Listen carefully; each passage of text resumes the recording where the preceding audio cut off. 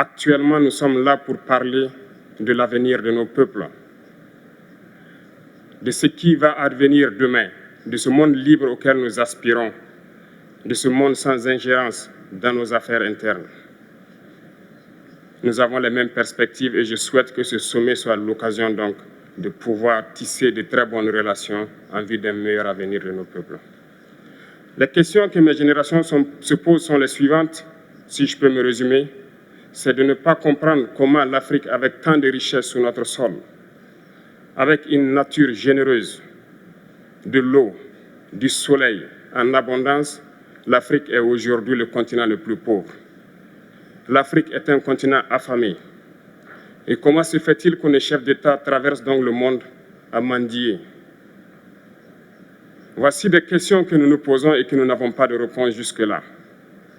Nous avons l'occasion de tisser de nouvelles relations.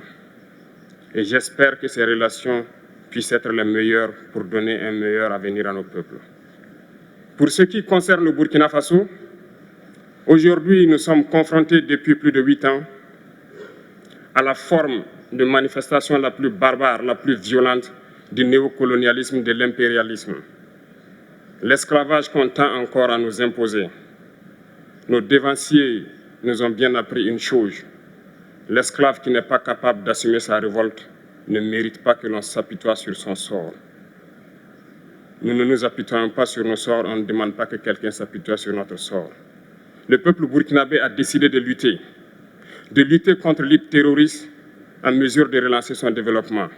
Dans cette lutte, des vaillants peuples, des vaillantes populations se sont engagées à prendre les armes face au terrorisme, ceux que nous avons affectueusement appelés les VDP, des volontaires. Nous sommes surpris de voir les impérialistes traiter ces VDP de milices et de tout type. C'est décevant, parce qu'en Europe, lorsque des peuples prennent les armes pour défendre leur patrie, on les traite de patriotes. Nos grands-pères ont été déportés pour sauver l'Europe. Ce n'était pas avec leur consentement, contre leur gré. Et bien au retour, on se rappelle bien qu'à Tiaroy, lorsqu'ils ont voulu revendiquer leurs droits élémentaires, ils ont été massacrés. Cela ne fait rien donc. Lorsque nous, peuple, nous décidons de nous défendre, on nous traite de milices. Mais là n'est pas le problème.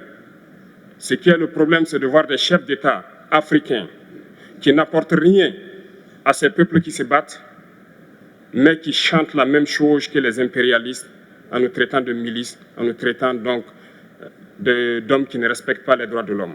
De quels droits de l'homme parle-t-on? Nous nous offusquons contre cela et c'est honteux. Il faut que nous, chefs d'État africains, nous arrêtons de nous comporter donc en marionnettes qui dansent à chaque fois que les impérialistes tirent sur les ficelles. Hier, le président Vladimir Poutine a annoncé donc l'envoi de céréales en Afrique. Nous sommes bien contents. Nous lui disons merci pour cela. Mais aussi, c'est un message passé à nous, chefs d'État africains, parce qu'au prochain forum, nous ne devrons pas venir ici sans avoir assuré, pour ceux qui ne connaissent pas la guerre, l'autosuffisance alimentaire de nos peuples.